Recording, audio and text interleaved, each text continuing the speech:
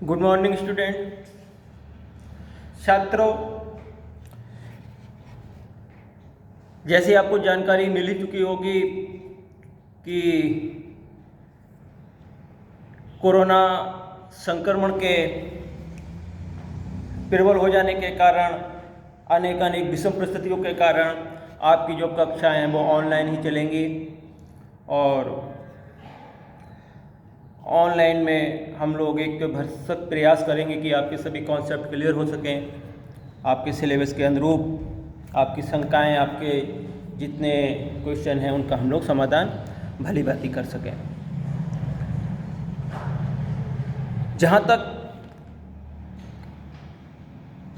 बात है कि ऑफलाइन और ऑनलाइन का समन्वय करना और इनके बीच में जो थोड़ा सा सिस्टम चेंज होता है, उसके लिए आपको अपने आप को तैयार करना होगा और आप के पास पर्याप्त समय भी है और इस समय का अगर आप सदुपयोग अपने ज्ञान वृद्धि में करेंगे तो निश्चित वह आपके लिए हर प्रकार से हितकर होगा। तो जो हमने यूनिट स्टार्ट की थी उसका जो हमारा टॉपिक था वो था पर्सनालिटी और वो काफ़ी हद तक हो चुकी है। तो एक बार हम उसको थोड़ा सा रिवीजन करेंगे कि जो पर्सनालिटी है, और ये साइकोलॉजी का एक बहुत महत्वपूर्ण टॉपिक है। चाहे यूटेट हो, चाहे सीटेट हो, चाहे नेट हो, चाहे कोई भी कंपटीशन हो, अगर साइकोलॉजी या एजुकेशन का थोड़ा सा भी टच आता है तो कहीं ना कहीं इससे एक या दो क्वेश्चन बन ही जाते हैं। तो ये जो पर्सनालिटी है ये लैटिन शब्द पर्सोना से बना है, ये आप लोग भली भांति जानते ही होंगे। और जो पर्सोना है उसका अर्थ होता है मास्क यानी नकाब। और मास्क क्या है, इस कोरोना काल में क्या कितना इसका बिजनेस हो गया, कि इसकी सीमाएं हैं, ये मास्क से आप लोग भली भांति परिचित हो चुके होंगे। इस शब्द की शुरुआत कैसे हुई, ठीक है, या पर्सोना शब्द का प्रयोग सबसे पहले किसने किया? तो अगर हम इतिहास में जाएंगे तो ईसा पूर्व पहली शताब्दी रोम के प्रसिद्ध एक लेखक थे, कूटनीतिज्ञ भी थे वो, इनका नाम था सिसरो। तो सिसरो ने पर्सोना शब्द को निम्नलिखित 4 भागों में उसने आपको बताया कि पर्सोना के 4 शब्दों में उसने पर्सोना को लिया है। पहला एक कि जैसा कि व्यक्ति दिखाई देता है लेकिन वास्तव में है नहीं। तो सिसरो ने जो पर्सोना शब्द लिया उसने पहला टॉपिक कौन था कि जैसा कि व्यक्ति दिखाई देता है पर वह वास्तव में है नहीं। इसके अतिरिक्त वह कार्य जो वह व्यक्ति अपने जीवन में करता है तो वो भी उसका एक पर्सोना का उसने अर्थ लिया है। व्यक्तिगत गुणों का संकलन, विशेषताएं और सम्मान। तो ऐसे करके सिसरो ने पर्सोना शब्द को कई अर्थों में लेने का प्रयास किया। और व्यक्तित्व है क्या, इस पे भली भांति ऑफलाइन जब हमारे क्लासेस लगे थे चर्चा हो ही चुकी है। और व्यक्तित्व की विभिन्न परिभाषाएं जब हम बात करते हैं तो जिस दार्शनिक, मनोवैज्ञानिक या विचारक ने अपने विचारों के अनुसार व्यक्तित्व को परिभाषित करने का प्रयास किया, पर व्यक्तित्व एक गत्यात्मक संगठन है, डायनामिक। तो जो डायनामिक है तो वो कहीं ना कहीं समय के साथ, परिस्थितियों के साथ परिवर्तन उसमें संभावित है। लेकिन कुछ क्वालिटी कह लो या विशेषताएं कह लो या ट्रेड कह लो, शील गुण कह लो, बहुत सी चीजें हैं जो कहीं ना कहीं उस व्यक्तित्व को परिभाषित करने का काम करते हैं। तो इन्हीं कई विचारधाराओं को लेकर व्यक्तित्व की विभिन्न परिभाषाएं दी गई। जैसे गिलफोर्ड ने कहा है कि व्यक्तित्व क्या है, तो गिलफोर्ड के अनुसार व्यक्तित्व गुणों का समन्वित रूप है,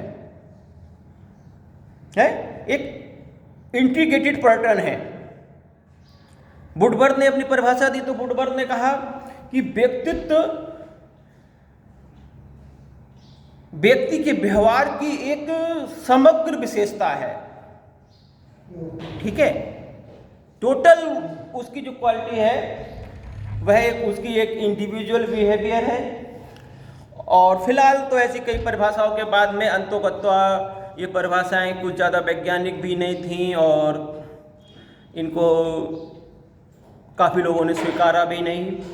लेकिन अंतोगत्वा आलपोर्ट ने 1937 में लगभग 49 परिभाषाओं के विश्लेषण, संश्लेषण और बहुत उन पर विचार करने के बाद अपनी जो परिभाषा दी वो परिभाषा काफ़ी हद तक एक संतुलित परिभाषा कही जा सकती है। और वो परिभाषा थी कि व्यक्तित्व व्यक्ति के भीतर उन मनोवैज्ञानिक तंत्रों का गतिशील या गत्यात्मक संगठन है जो वातावरण में उसके एक अपूर्व समायोजन का निर्धारण करता है। इसी प्रकार आइजेंकी ने भी परिभाषा दी कि व्यक्तित्व व्यक्ति के चरित्र, चित्त प्रकृति, ज्ञान शक्ति, शारीरिक गठन इन या उसकी रुचि, इन सब का एक स्थायी व टिकाऊ संगठन है जो वातावरण में उसके अनेक अपूर्व समायोजन का निर्धारण करता है। तो इस प्रकार व्यक्तित्व की जब हम परिभाषाओं का या विशेषकर आलपोर्ट की परिभाषा का विश्लेषण करेंगे तो 3 बातें निकल के आती हैं। नंबर 1 मनोशारीरिक तंत्र, नंबर 2 गत्यात्मक संगठन और नंबर 3 वातावरण में उसका अपूर्व समायोजन। तो इन सब चीज़ों को लेकर व्यक्तित्व का जो शाब्दिक अर्थ है आपको इतना याद रखना है कि व्यक्तित्व लैटिन भाषा के पर्सोना शब्द से बना है और पर्सोना का अर्थ होता है मास्क, है रुख से सरकता नकाब आहिस्ता आहिस्ता। तो ये जो नकाब है, ये जो मास्क है या इसको मुखौटा है, इसका बहुत पुराना इतिहास रहा है, ठीक है। और आज के समय में भी मास्क का क्या रोल है, कुछ प्रत्यक्ष मास्क होते हैं, कुछ अप्रत्यक्ष मास्क होते हैं जो हमलावादे अपने चेहरे पे ओढ़े रहते हैं। तो फिलहाल व्यक्तित्व की शाब्दिक परिभाषा आपको मालूम हो गई और व्यक्तित्व की परिभाषाओं को लेकर आपका कोई कन्फ्यूजन नहीं होना चाहिए। कुछ परिभाषाएं आप कंठस्थ कर लें और आलपोर्ट की परिभाषा का आप संश्लेषण और विश्लेषण कर लें, ठीक है।